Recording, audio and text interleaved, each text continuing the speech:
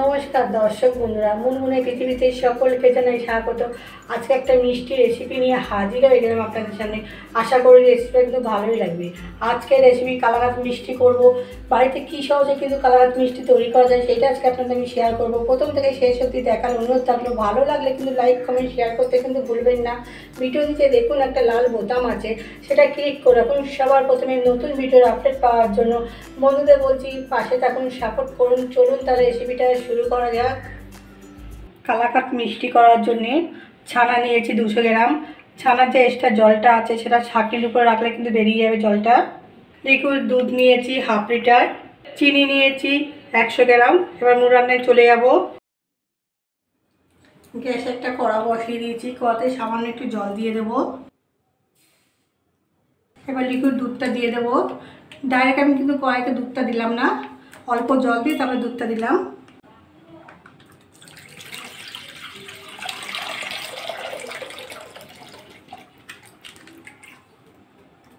দুধটা একটু ফুটিয়ে নেব।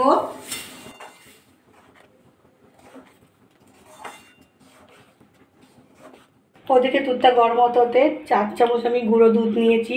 এই দুধের মধ্যে গরম দুধ মিশিয়ে ভালো করে গুলে নেব। দুধটা গরম দুধ দিয়ে দেবো, ভালো করে গুলে নেব।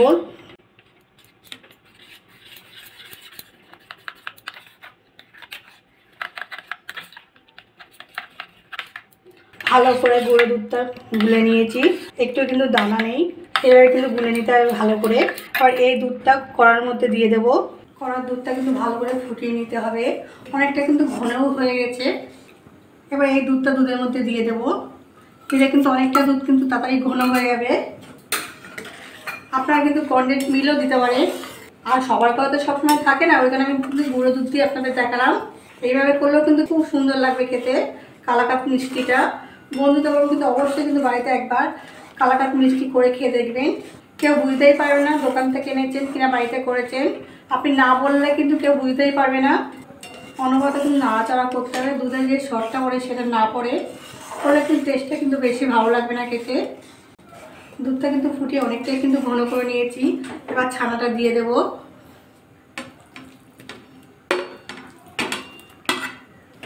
ভালো করে নাড়াচাড়া করে নেব। এবার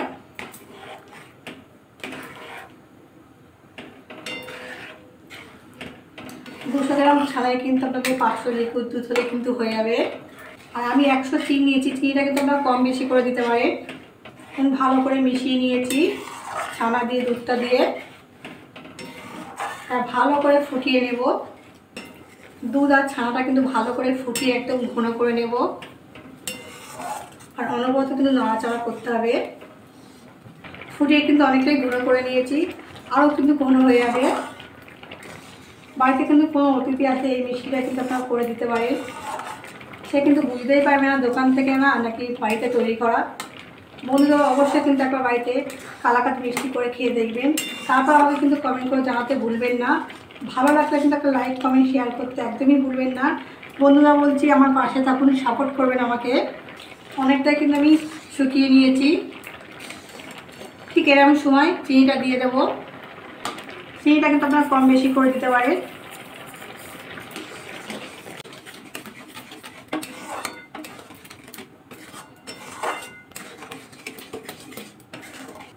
আপনার প্রথম থেকে পুরো শেষ অবধি ভিডিও দেখুন, তাহলে বুঝতে পারবেন আমি কীভাবে বাড়িতে কালাকাঁদ মিষ্টি করছি। দেখুন অনবরত কিন্তু আমি নাড়াচাড়া করছি। নাড়াচাড়া করতে করতে কিন্তু অনেকটাই কিন্তু শুকিয়ে গেছে। এর মধ্যে অ্যাড করবো একটু ঘি।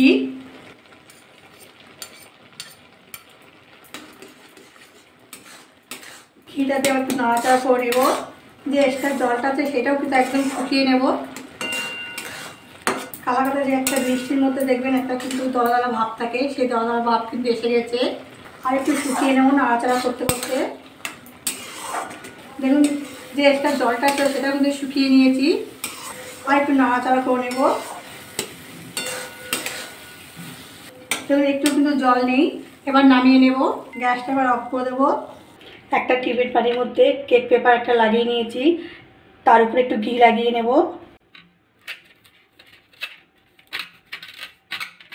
ভালো করে ঘিটা লাগিয়ে নিতে হবে চারিদিকে। ভালো করে কিন্তু ঘিটা লাগিয়ে নিয়েছি। এবার ছানাটা দিয়ে দেব।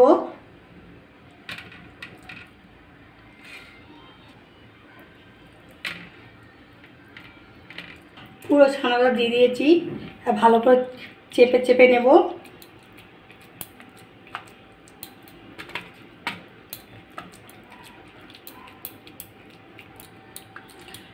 ভালোভাবে কিন্তু চেপে চেপে দেখুন মিষ্টি আকারে করে নিয়েছি। কিন্তু উপর থেকে পেস্টটা সরিয়ে দেবো, দিয়ে আর একটু চেপে দেবো।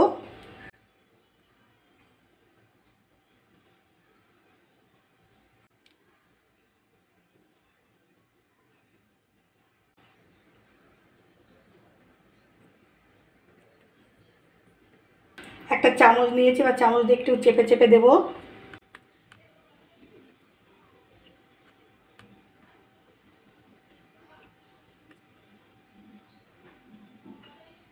হালকা বাটি একটু ঠান্ডা করে নেবো, করে ফ্রিজে রেখে দেবো 3 ঘন্টা। 4 ঘন্টা ফ্রিজে রেখেছিলাম। দেখুন কালাকাঁদ মিষ্টিটা কিন্তু শক্ত হয়ে গেছে, হাতে কিন্তু আর কিছু লাগছে না। এবার একটা প্লেটে নামিয়ে নেব।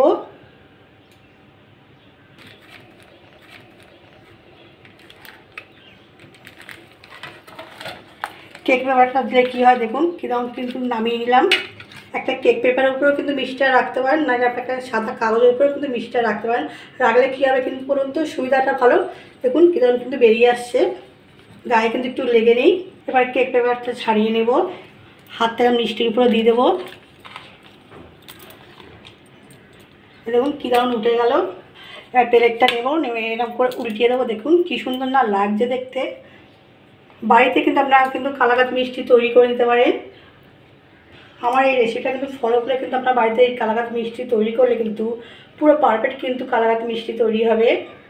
এবার পিস করে নেব।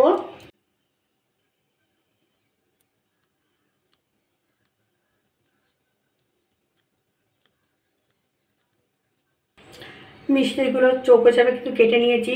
কালাকাঁদের যে শেপটা থাকে সেই শেপটা কিন্তু আমি দিয়েছি। একটা প্লেট আপনাদের সাজিয়ে দেখাচ্ছি। দেখুন কি সুন্দর উঠে যাচ্ছে না মিষ্টিগুলো, কালাকাঁদগুলো দেখুন পুরো দোকানের মতো হয়েছে।